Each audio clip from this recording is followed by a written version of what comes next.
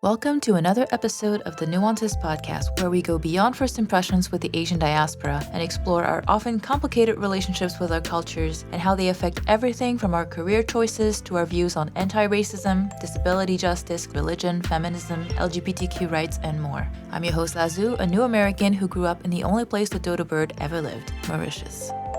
Before we get into our conversation with our very funny guest, Ivy Lee, I wanted to let you know that I've added a fun little option on our website, which is you can leave me a voicemail and then maybe I can play it on an upcoming episode. So if you want to do that, you can go to nuancespod.com/support and there is a link there to leave me a 60-second voicemail and let me know what you love about the show. A few terms that come up in the conversation with Ivy. CPTSD means complex post-traumatic stress disorder, which can result from experiencing chronic trauma, such as prolonged child abuse or domestic violence. It's closely related to PTSD and borderline personality disorder. ADHD is attention deficit hyperactivity disorder. It's a long-term chronic brain condition that causes executive dysfunction, which means it disrupts a person's ability to manage their own emotions, thoughts, and actions. Heteronormativity is when heterosexuality, meaning straight men and women, are the norm, and any other sexual orientation or gender identity is seen as outside the norm and hence has less privilege. For somebody with a fear of the outdoors, you're actually being really brave. This fucking sucks, Brian. This fucking sucks. FOGO, Fear of Going Outside, is a nature show with the most reluctant host ever. Last season, I overcame my fears to literally go camping. On February 13th, FOGO is back, and the outdoors sucks harder. If last season wasn't wild enough, this season I'm doing everything it takes to go hunting. Or die trying. It has to go through. It's like a hairy hole. What's the hairy It's hole called for? a whisker biscuit, actually. I brought a handgun, my own handgun with me because, man, I'm in the woods in Oklahoma. I don't trust these white people. I just met these guys. Let's praise the Lord and pass the ammunition. Do you want to shoot guns? I totally want to shoot guns.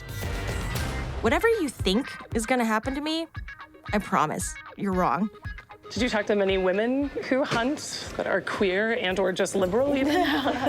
It just looks like regular scat. A lot of scat looks like scat. So what's it take for me to get a hunting license? Just to go to a store and buy one. Straddle the safety line, Beyonce hands, pose to my nose. The butthole. To the butthole. The butthole, Yeah, you have okay. to core the butthole. Like an apple? I'm Ivy Lee with one E, host of FOGO, Fear of Going Outside.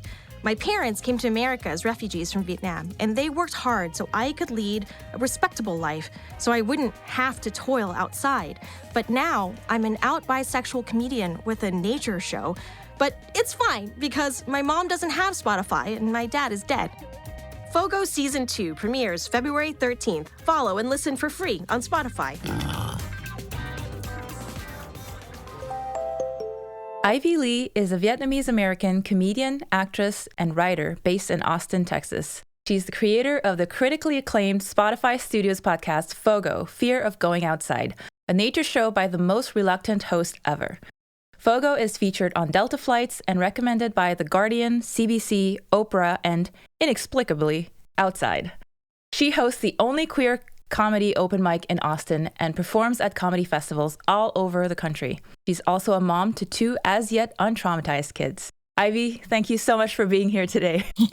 Thanks, Lindsay. I'm so happy to be here. I love your show, by the way. Oh, you listened to FOGO? Oh, yeah. I listened to the entire season 2 and I just loved it. But we'll talk more about that. So let's start from the beginning. Where'd you grow up and what was that like? I'm from Texas. I was born in Houston. I was raised in Dallas. And then I had a reckless youth in Georgia and came back to Austin, Texas to raise my family. I was the first American in my family. There's a big wave of Vietnamese immigrants in the late 70s, early 80s, obviously, because of the Vietnam War. And then the next big wave came in the late 90s, early 2000s, after we normalized relations with Vietnam in 1995.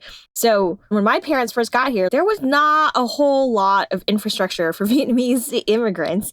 Also, back then, poor people lived in the cities. So I've always been a city person. But then by the time we were able to bring more of our family here in the late 90s, we were very eager to reunite.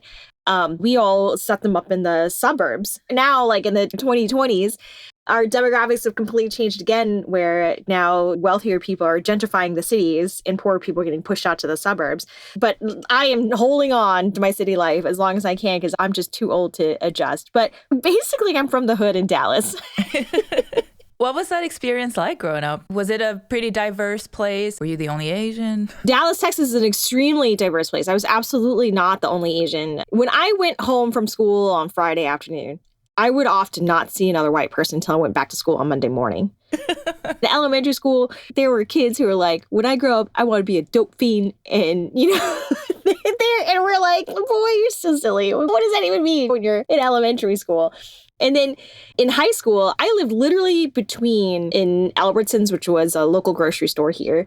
That was not a shopping center that a young teenage girl should be in. It was just a dangerous place. There were people being trafficked. It was just not a place that a teenage girl should be alone. I would not allow a teenage girl to go be alone at that shopping center. And then on the other side of my neighborhood was the Hong Kong supermarket. It's just a huge city. Texas is extremely diverse. People forget Beyonce is from Texas. Megan Thee Stallion is from Texas. Texas is huge and extremely diverse, but people forget it because the face of power here doesn't necessarily represent the actual population here. I learned Spanish growing up. All my dad's coworkers spoke Spanish. My mom worked at the Postal Service. She was an extremely diverse union. All kinds of people would help her advocate for herself. Black people, Latino people, other kinds of Asian people. They had solidarity in the union together, even if they socially had their separations. I heard this story about Obama. The president of China was visiting Obama in the White House, and he takes it into his daughters and says, it's just super proud. Oh, my daughters are studying Chinese in school. And he tells his daughters, like, speak Chinese to my coworker, basically, the president of China. And I laugh because when I was growing up, my dad was so proud I was taking Spanish in school. His coworkers would come over to hang out, and he'd be like, oh, my daughter's studying Spanish. I'm like, wow, all dads are the same. All dads it does not matter how much money you have, dads are the same at every class. But yeah, that I just grew up in a really diverse place. And my school did not have a lot of Asian people because I lived on a street that was between two high schools. And I could have gone to the Asian high school, but I really wanted to go to college. And I knew that if I went to that high school, I would not make it to college. In America, Vietnamese people historically don't go to college. Only 1 in 4 of us go past high school. So I knew if I went to the Asian high school where I knew too many people who were not college bound, like it was just not going to happen for me. And so I decided to go to the quote unquote white high school just so that I would have better resources and have a better shot and not be so distracted. And it worked. I did end up being the first person in my family to go to college. But I did not have the experience of being like the only Asian person in a really lame white suburb. So when did you decide you wanted to become a comedian? It was not that long ago. It was early 2019. I did a sex positive storytelling show called Bez Post Confessions. You can actually still find this story on their podcast. I think they titled it Come to Me Daddy. And I told a story about sexuality after childbirth. I had time to do this because after my second child, I was finding it extremely difficult to get back into the workforce. I was getting tons of interviews. I was just not getting the job offers. And it was taking so long. I got babies to feed. It was taking so long that I was getting really stressed out about providing for my family. And so I did this storytelling show. I think I'm witty, but I really have thought of myself more as like a more serious person, like a writer or a spoken word artist or something pretentious like that. And then after the show, all these people came up to me not saying, oh, you should try out comedy. They assumed I was already a working comedian based on my story about sexuality after childbirth. And for me, I wasn't sitting there trying to write jokes and punchlines and think about joke structure like I do now as a professional comedian. I was just using humor to help us move through the difficult parts of that story and coming back into your body and finding your sexuality again and coming to terms with it's just not going to be the same body. And you have to come to terms with that one way or another. It's not always an easy topic to talk about. And in my life, just generally, because I'm from the hood, right, we use humor to deal with these really difficult topics and talk about them in a way that doesn't re-hurt the person. And so there were, I guess, a lot of funny moments in that story. But people assumed I was a working comedian, asked me how to get tickets to my shows and where I was playing. And I was not in a position to turn down career ideas at that point in my life. I was so desperate I was like, I got to sign up for shifts at Sephora. I speak 4 languages. I got to figure out how to get in on the translation gigs at the hospital and the courthouse. And retail and translation jobs like that are not good jobs for parents because you don't have a regular schedule. Even people who work 9-to-5 jobs in the United States, it is extremely difficult already to get childcare. We do not have enough resources for childcare. And I'm not near any family. Like, I can't just send my kids over to grandma and grandpa's house or something like that. It was getting to that point where I'm like, if I get that job offer, I'm just going to have to figure out a way because I need a job. And so I started researching comedy. And it turned out that it was true. There were people willing to pay for my comedy, and I took it to feed my babies. I know that's the most immigrant ass answer ever. How did you get into comedy? It's like you're from your home country and you're a freaking doctor or something, and then you come to America and people just want your food. And you're like, I guess I'll open a restaurant. It's a great entry to comedy. What's your process like when you're writing comedy, when you're writing a bit? So after I was like, okay, well, I guess I'm going to go be a comic now. I wasted months writing early scripts of FOGO, trying to be funny on purpose. And it all sucked. I had to trash everything that I wrote and start over again. So trying to be funny on purpose does not work for me. What I need to do, because it's just who I am, is to tell the truth as precisely and faithfully as I can. And when that happens, half the audience will cry and moan and aw, and half the audience will laugh non-consensually. And that's okay. That's actually the measure of a really good Ivy League joke, actually. How long have you had that idea? I applied with this idea to a podcast accelerator for underrepresented voices at Spotify called SoundUp. In 2018, it was their very first one. 18,000 women applied.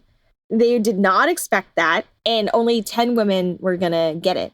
I did end up being one of the 10, but when I was applying, I've applied to a lot of these Hunger Game types of competitions for we're gonna diversify the books that we're gonna publish. So we're gonna have a fight to the death to pick the one person of color we're gonna publish this year, or like the one poor that we're gonna let into our college. Like I've been in a lot of these kinds of competitions, and they feel so scarce. They put you in such a scarcity mentality that I'm like, oh, I need to come up with something like capital I important. I got into podcasts when I had my first kid and I was breastfeeding all the time, and they're really greasy. You need both your hands to breastfeed. It is not a natural thing. They don't just like clip on like magnets or anything like that. You really have to pay attention or you will drop a baby or lose a nipple or something. So I couldn't watch TV. I was listening to podcasts for hours a day while I was trying to take care of my baby. And I had already a running list of 200 podcast ideas. But when this call came out, I didn't pick one of them. I felt that it had to be something that would help my community or give back or something like that. And I came up with all these new podcast ideas, like the gentrification of food in my city, or about maternal mortality in minorities, or just raising children in a racist society, or the podcasts, dude, I would never listen to. I would never listen to them. And it was so absurd. I care about these issues, but this list was so serious and so absurd that I just finally, it hit me. I'm like, why am I not allowed to be a fun person? I am a fun person, right?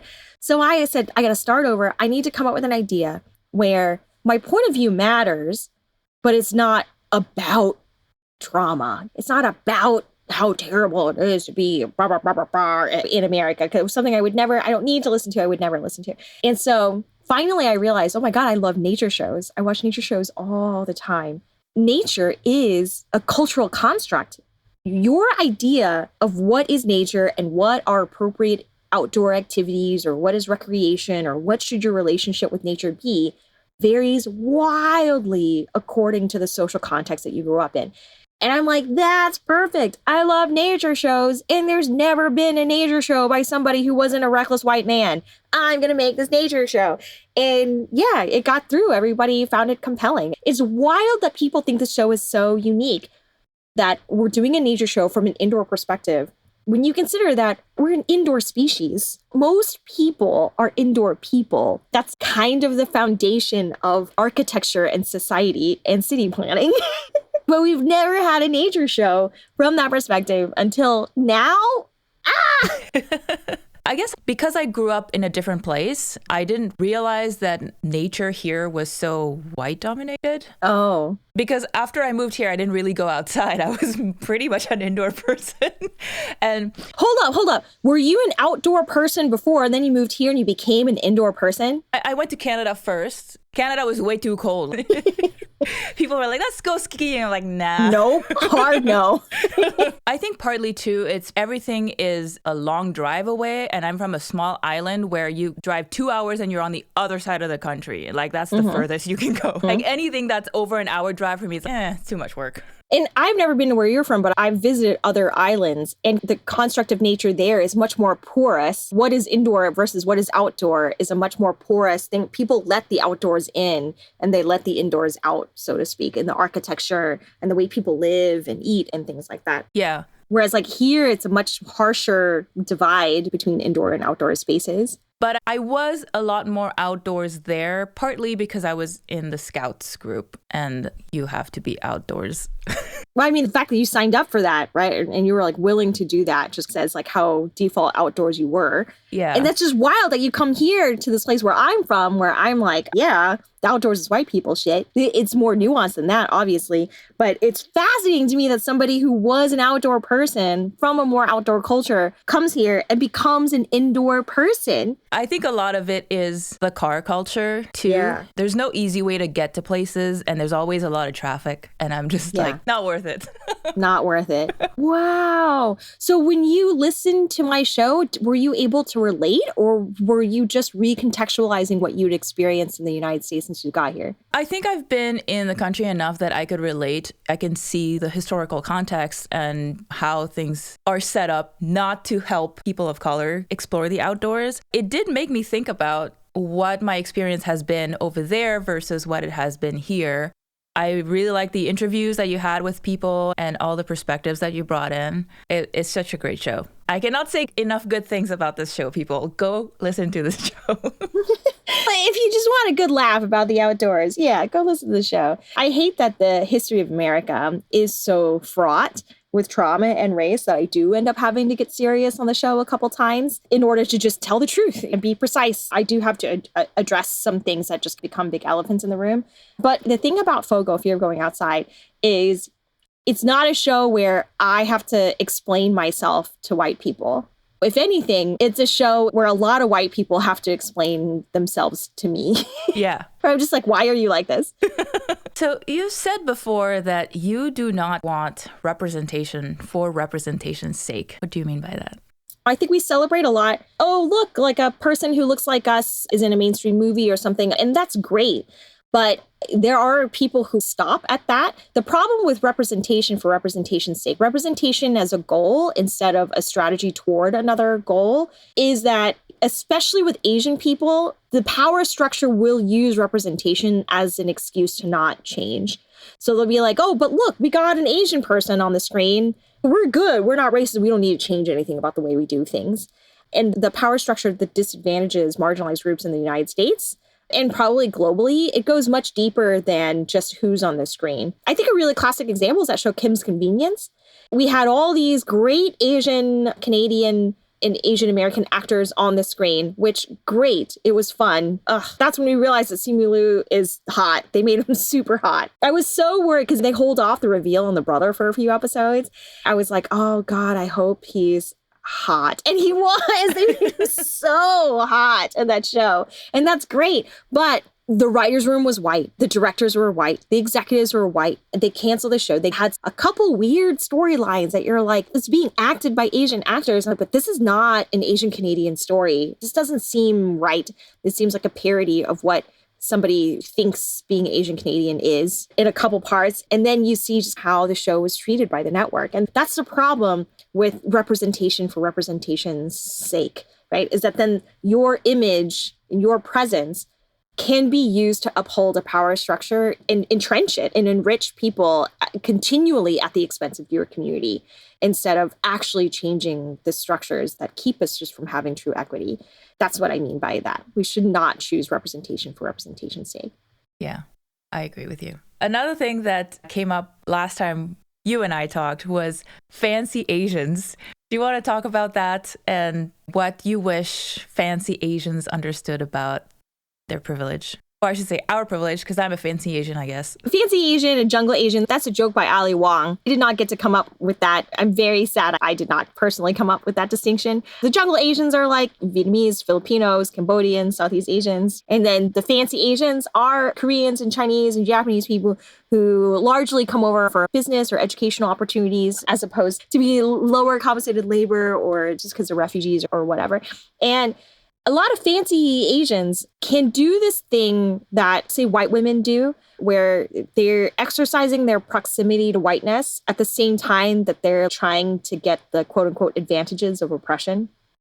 And then all of a sudden, because they have the power and the ear of power and they have the resources like the money and the free time to advocate for themselves, they can forget that they are actually the most privileged in that coalition of people. We're not a monolith, right? But just like LGBTQIA, right? That's not a monolith. Gender and orientation are not the same thing, but it's a political identity that says we're going to stand in solidarity with all these issues that may or may not directly affect me personally. But when we stand together, we're stronger. And wherever we have privilege, we should leverage it to help the other people like in this political group. Asians getting painted as a political monolith. We all know, all Asian people know that's not true. I have some crazy Trumpy aunts. You know what I mean? We know that we're very politically diverse. We don't speak the same language. We have wild income inequality, even within ethnic groups. I think Koreans have some of the highest income disparities. And then there are also these intersectional issues that don't affect fancy Asians at all. The way that ICE is going after Southeast Asians to deport us is heavy, right? In Texas, Vietnamese men are incarcerated. Our population isn't as big, but are incarcerated at the same rate as Black men in Texas. And fancy Asians do not understand sometimes the damage that they do when they make their goal proximity to whiteness. There's a difference between fighting for the rights of everyone, like things that are privileges to some should be rights for all. There are just some things like education, a good education, right? A good K-12 education should just be a right for everyone. We should not want illiterate kids in our society, right? But instead, if people are fighting to entrench their privilege or fighting to just get their kids into white schools, as opposed to making sure that all children in their district, for example, are getting the resources that they need, then all they're doing is trying to become the oppressor themselves instead of breaking a system of oppression. And that's what I mean. And I'm both, right? I'm from the hood, but like I am a fancy Asian now, right? I'm educated now. I have access to the ears of power. I speak real good English most of the time, even though I'm from Texas, right? Like I'm the first natural born United States citizen, so I can speak my mind without being afraid of being deported. And so I'm kind of a bridge between both. But it's in this bridge, in this role of having been exposed to both, that's where I'm able to see the blind spots of Asians who not only not realize that they're becoming white adjacent and that the definition of whiteness constantly changes. Like how Irish people will be like, oh, we used to be Black, or Italians didn't used to be white and Jews didn't used to be white. But race is a social construct, and whiteness changes itself and morphs itself and adapts itself in whatever way it needs to maintain its supremacy. And that's not a good thing for them to be like, if you uphold anti-Blackness, we'll let you into the white club. That's not a good bargain.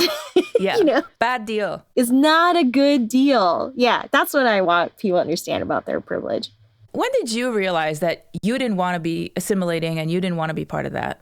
I think I realized that I wasn't assimilating. I just wasn't. I have this joke. My family thinks I'm white, but white people don't. People clock me as weird. People in my family think I'm weird, but they're just like, oh, it's probably because Ivy's whitewashed. But white people are like, no, this bitch is just weird, you know?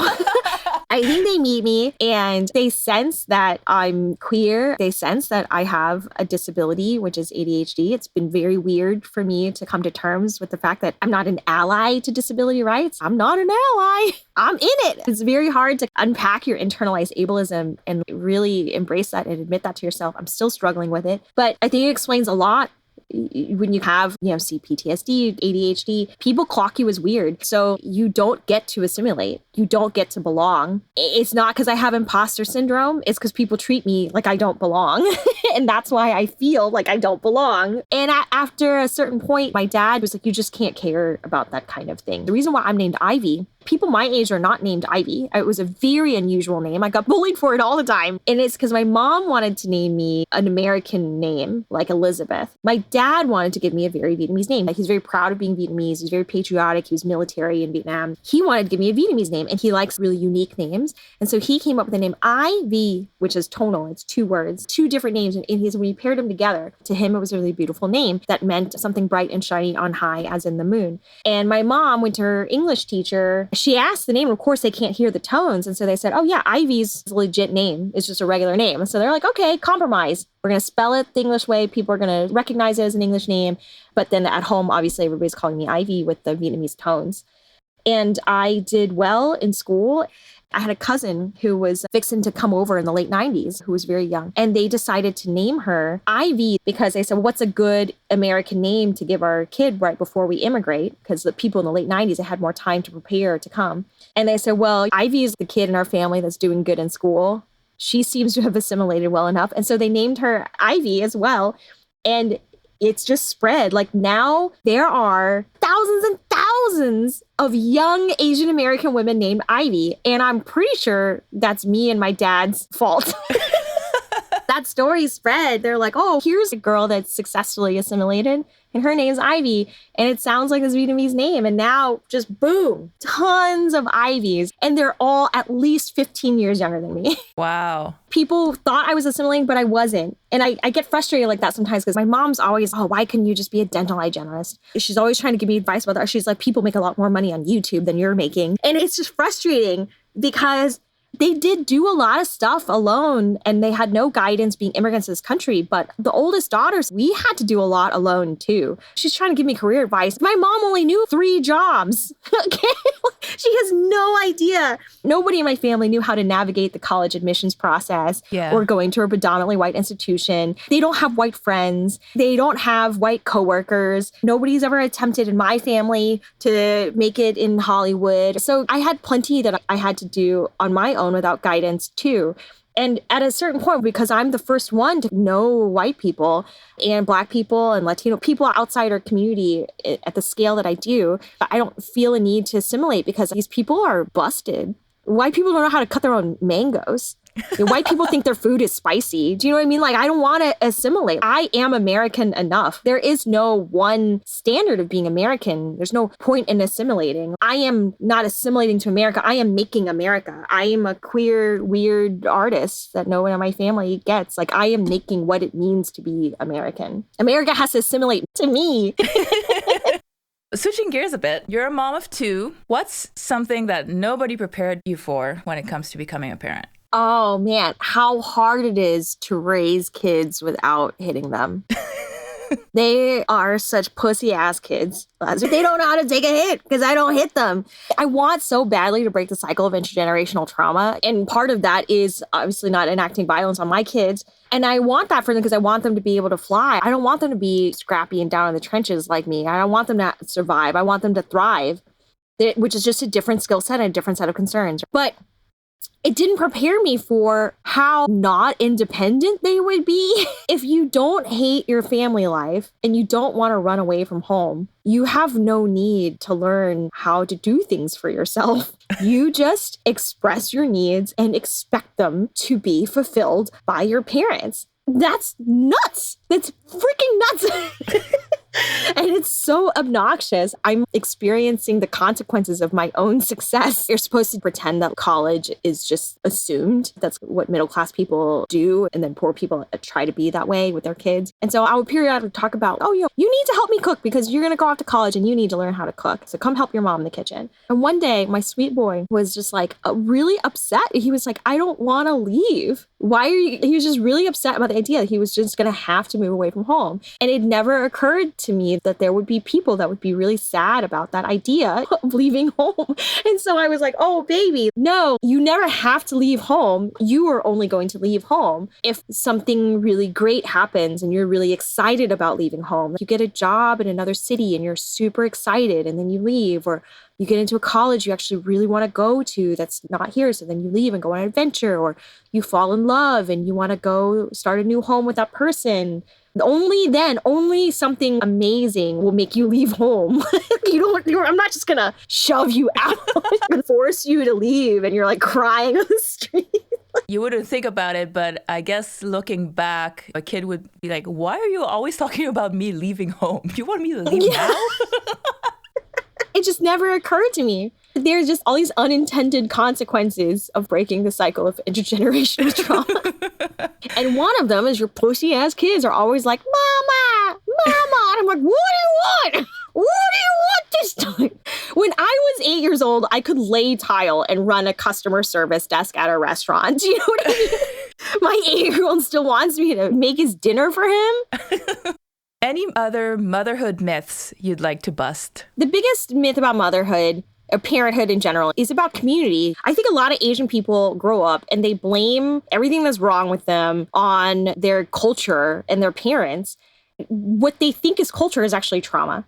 Just like in a regular person, trauma, if you don't know about it and it's decontextualized, you think it's just their personality. So it's the same thing. Trauma that happened at a mass level, as did like for my particular part of the diaspora, right? It happens at a mass level all at once to a ton of people. And then after a long time, it gets decontextualized and it looks like culture, but it's not culture.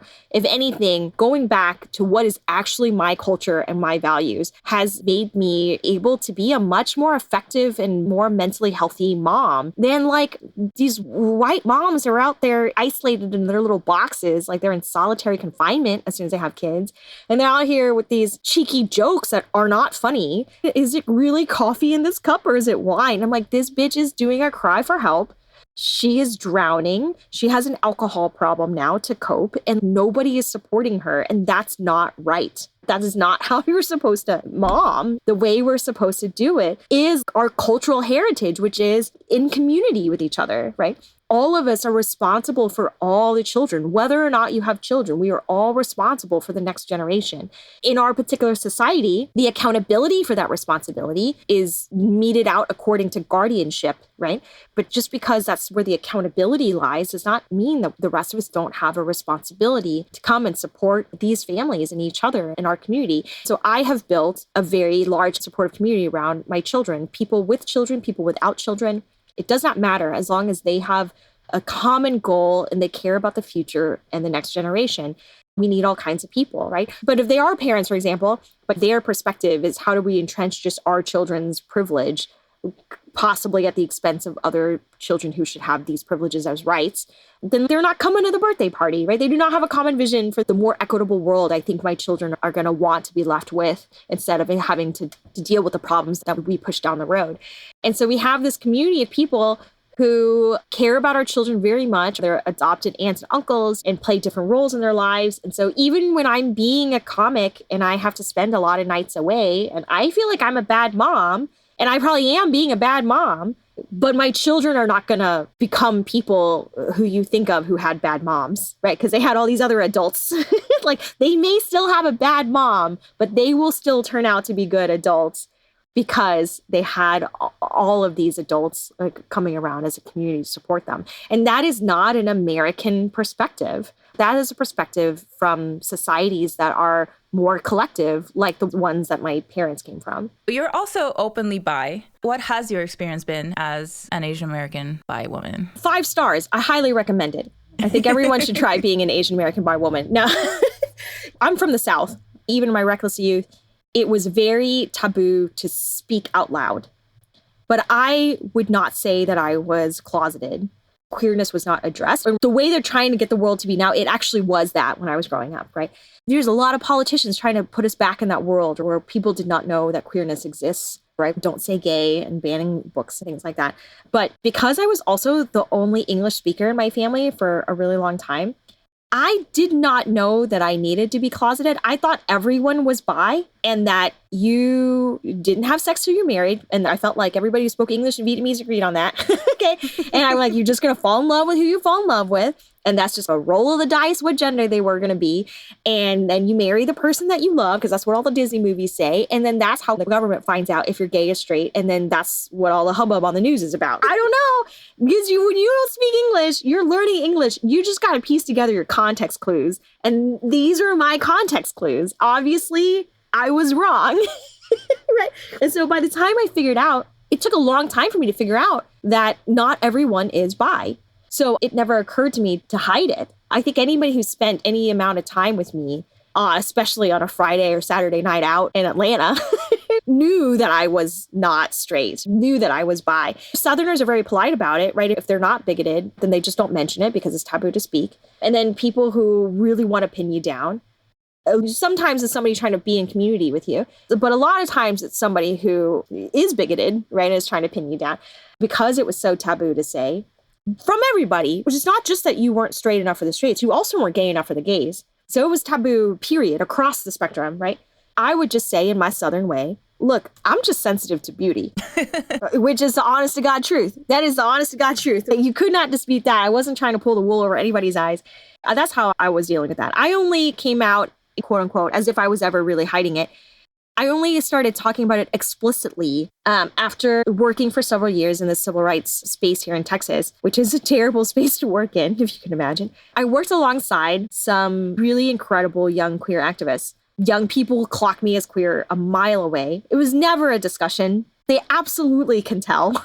They didn't grow up with as much heteronormativity as I did. So they can clock you a mile away. It never even occurred to them that I might not be out. So these young people, one of their complaints about how my generation handled LGBTQ rights was focusing on the wealthy white gay man as the face of gay marriage, and then gay marriage being the main issue. And they have very valid reasons for that critique. So one of the strategies that's important for them is bi visibility, is one of the pillars of their strategy moving forward. And I'm getting on in years. And so whatever the young people trying to take the mantle of leadership tell me to do, I'm just going to get in line and do it. And so that's when I started being very explicit about my flaming bisexuality. Was that difficult for your family to wrap their heads around? No. That's great. Because I have kids, right? It was illegal to marry intergender when I got married. And they got their grandkids, so what do they care? Awesome. What's next for you? What are you excited about? I don't know what's next for me. Hollywood's a bit of a mess right now. I had really hoped that this is the year that I would be able to join a writer's room. And I'm so happy that the writers are striking, because I know that even if I had joined a writer's room, I would be dealing with the same instability. That's the reason why they're striking, right? One day I'm going to join a writer's room and I'm going to be really grateful they handled all this stuff and stood strong when they did, so that I could walk into the industry as a writer with my head held high. But my kids are too young for me to tour comedy. So right now I'm just writing my scripts to just get as good as I can, be ready when the writer's strike is over. I'm writing my jokes. I'm doing as much stand-up as I can. But I don't know. I hope it's a TV show. I hope what's next is a FOGO TV show. But we can't do that until the AMTP gets their act together. Yeah.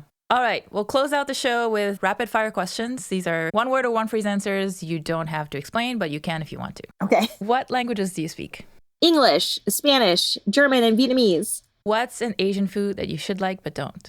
Bitter melon. Because I'm getting to that age demographic where I should like bitter melon, but fuck it, no. What's an Asian food you'll never get tired of? Fish sauce and broken rice. Who's your favorite comedian right now? Ali Sadiq out of Houston, Texas. He's got a new special on YouTube too. What's your favorite FOGO episode? Season 1, episode 4 is a spoof of a nature documentary following me where I go through an REI, and it's hysterical. All right. Thank you so much for doing this. It was a blast chatting with you. Thanks, Lazar. Here are our takeaways for today's episode. Number 1, Texas is a lot more diverse than the politicians make it out to be. We need to remember that. Number 2, we do not need to assimilate to America. We are America, and we're defining what America is. Number 3, comedy is a great tool to talk about difficult, awkward, or traumatic subjects. Number 4, each child is our collective responsibility to raise as a society, and community support can help us all thrive together rather than struggling in isolation. And lastly, representation can get in the way of real institutional progress if we're not demanding more than just visible representation. For example, we don't need representation just on screen, but also behind the scenes at all levels of all organizations. I hope you enjoyed this episode with Ivy Lee. As always, definitions, takeaways, the video, the transcript, it's all on the blog post at nuancespod.com. I will also have links to Ivy's podcast. Next week, our guest is Samantha Ong, a photographer turned CEO of a toy company. She talks about growing up in Australia, living in Canada, becoming a mom, and wanting her kids to have the representation she didn't have growing up when it comes to toys. If If you enjoy this podcast, I want to take the opportunity to remind you that there are many ways in which you can show your support for free or financially. All you have to do is go to nuancespod.com/support. There's also this really fun way of getting in touch, which is leaving me a voicemail. You have 60 seconds to leave me a message, and I think it would be really fun to maybe play a few of them in upcoming episodes.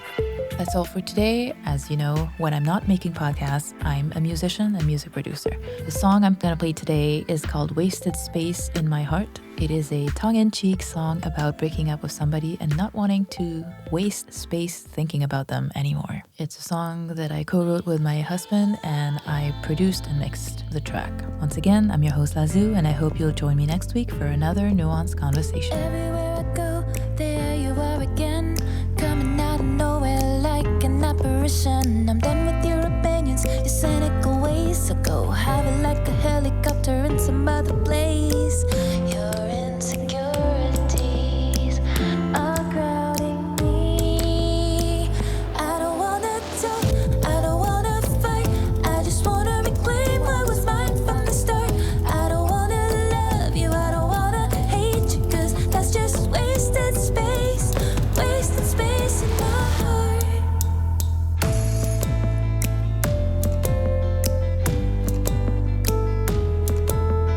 Hoarded my attention, preyed on my affection. I gave an inch, you demanded